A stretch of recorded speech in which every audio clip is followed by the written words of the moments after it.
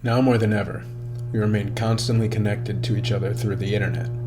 This isn't exactly a profound statement, as the majority of our lives is carried out by interacting directly or being in some way related to the internet.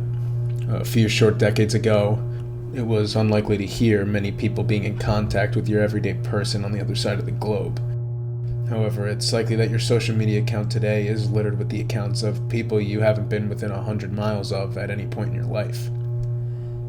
Computers began to connect us around the turn of the century, with the first true social media platform arising in 6 Degrees in 1997. 97 was also the year I was born, meaning that I have never known life before the interconnectivity that social media brought forth. This is not inherently a bad thing. Social media, and the internet as a whole, has made life much easier for those who frequent it. Talking to friends is not a special occasion as it used to be, as a message can be sent at any time without issue. For me, many of my closest friends are thousands of miles away. My small group of friends that I have known since childhood are now spread throughout the United States, while friends I have grown close to online reside in Canada or even far across the pond in the United Kingdom. Interconnectivity is not a bad thing, but it's hard to say that it does not have its downsides. Online, it's often difficult for the ordinary person to know if the account they are currently interacting with is being honest with their presentation. On social media, burner accounts are easy to make and are found in just about any popular post. Faceless commentary is a dangerous field to play on. Interactions with anybody who enjoys starting trouble, anonymous in identity or not, are very rarely anything pleasant. Yet when there is drama brewing in the comment section of a controversial post, it's often hard to look away. But if talking to, or even just reading what these accounts have to say is so often displeasing, why is it that we're so drawn to it? Even if we log off of our computers, many of us are still connected through our smartphones.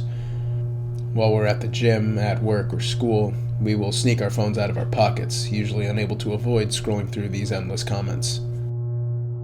Smartphones as we know them are just over a decade old at this point, although the first iteration of them could be traced back to the early 90s. Still, people were not wirelessly connecting to the internet in the year 1998, and anyone who thought they would be able to do so in just a short amount of time must have had some serious foresight. Enter the 1998 anime serial Experiments Lain. The late 90s animation challenged what we knew of the internet at the time. The commentary on our inability to break away from the web was almost a perfect prediction, seeing as the iPhone 3G would not be released to the public until almost an entire decade following Lain. Lain predates even the creation of MySpace, which was truly the first explosion of widespread interconnectivity, yet the accuracy of anybody being able to log on and being welcomed with open arms is almost worrying. In the show, Lane's experiences online are mostly negative with the people she interacts with. Yet as episodes roll on, she is drawn in more and more by the online presence that is easily accessible in comparison to the real world. While Lain is first shown as quiet, nervous, and seemingly socially anxious, her online persona is the complete opposite. She is feared for her incredible hacking knowledge and comes off as much more confident. People in the real world confuse her physical persona for her digital one, and to a point some might even prefer the artificial personality to that of her actual one. Though it could be said that the person that Lain truly is just her when she's online. The plot of the show is that the wired and reality are slowly merging to become one, something that has yet to come true in a literal sense. However, it is entirely possible that we are well on our way to achieving a true link between these two worlds. Virtual reality has made a recent resurgence within the last decade, with the most prominent example of the internet and life becoming one being the game VR chat. Using an avatar in a VR headset, one can step into a world and meet people they don't know the true identities of. The movie and novel Ready Player One takes place over 20 years in the future. While reality has succumbed to the disasters of overpopulation and climate change, a large number of the population spends a great deal of their hours in the oasis. The parallel appears to be coming true, but even so, the novel of Ready Player One was released in 2011, where we had already seen the ease of online connectivity and internet dependency becoming an ordinary part of everyday life. While our world is increasingly becoming more and more wireless by the day, there is almost always a constant buzzing present of silent scenes in serial Experiments Lain. The constant shots of wires remind us in a dated way that we are always connected, even if we aren't physically bound to cables anymore. Serial Experiments Lain manages to make its own world sound so terrifying, even when there is nobody talking. Early on in the series, I mentioned how Lain is socially inactive aside from a small group of friends, closest of course to Alice, who she swears she would do anything for and never attempt to hurt. With silence being the main soundtrack of the show, it's unsettling when nothing is being said, and jarring whenever music begins to play. Very rarely is the soundtrack of Lain used to display emotions that the show wants you to feel. When music is used, it's often diegetic in sound, like the blaring music of a nightclub or the music that Lain herself plays while using the computer. It's never subtle either, as the music will either start or stop at the drop of a hat. It is meant to keep you anxious, as if the overarching themes of the show haven't done that for you already. As the show continues on, we bear witness to Lain becoming conscious of the things she does online. In contrast to the stoic girl she is at the beginning of the show, the things she does, such as exposing her closest friend's Alice's secret love affair with a teacher, are malicious, with little reason behind them besides causing intentional harm. There are people that she runs into at the Club Siberia that recognize her only because of who she is online. While they recognize her face as well as her name, Lain herself has no memory of ever talking to them. It is revealed that this is not the direct actions of Lain, but at the same time, it is. The version of her that exists in The Wired is much more cocky, and to an extent, somewhat evil. She has little regard for those in the real world, and goes so far as to mock Lain that is still tied to reality with a physical body. Bodies are beginning to pile up as a result of Lain's interactions with The Wired. Lain's own sister is caught between the merging of The Wired and reality, causing her to lose her mind roughly halfway through the show, and does little more than mutter on occasion the rest of the way. Perhaps one of the biggest turning points in the show is when the online hacker group known as the Knights is exposed to the world through Lain's online presence. Once having their names and identities hidden through The Wired, the group is then disposed of all at once in what is made out to be a mass suicide. The Knights in Lain can be somewhat comparable to the group known as Anonymous, though of course in a much more fictionalized version. Members hide their identity and use their talents and knowledge of computers to work towards certain goals. They seem to be more in line with what Anonymous is portrayed to be, instead of who they are as people.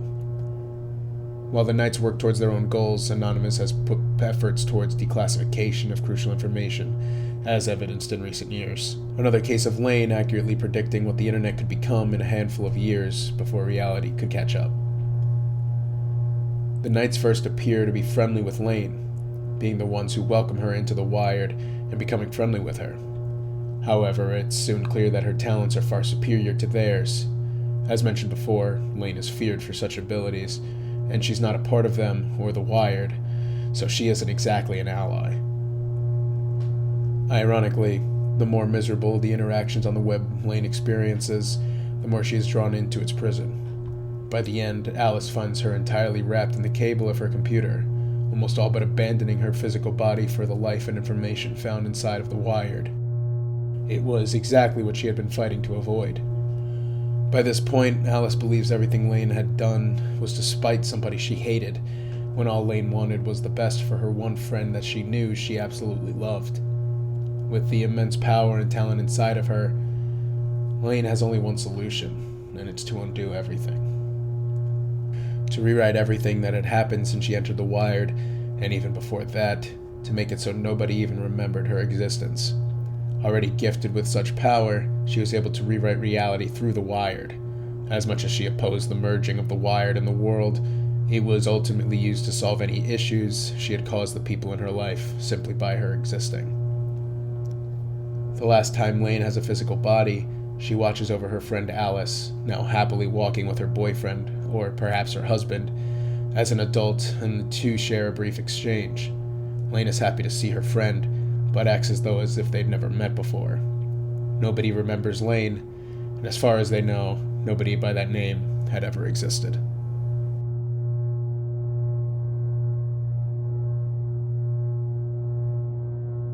Serial Experiments Lain is an anime unlike most that we watch.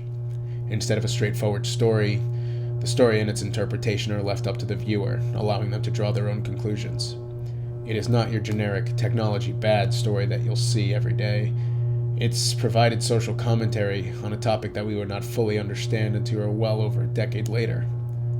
Now more than 20 years on, Experiments Lain remains an eerily accurate depiction of the dangers of losing oneself to the internet, the dangers of becoming something other than yourself, just through a little anonymity, or maybe becoming more of what you truly are. Lain is not meant to be taken at face value. It begs you to watch and try to understand its message, and that message is whatever you want it to be. You can watch this show once. You could watch it 100 times, 1,000 even. Dig through hours upon hours of theories, exploring what could be the sole story that Lain needed to convey. Take all the time you need, as to draw your own conclusions. I promise you I'll always be right here. I'm right next to you. Forever.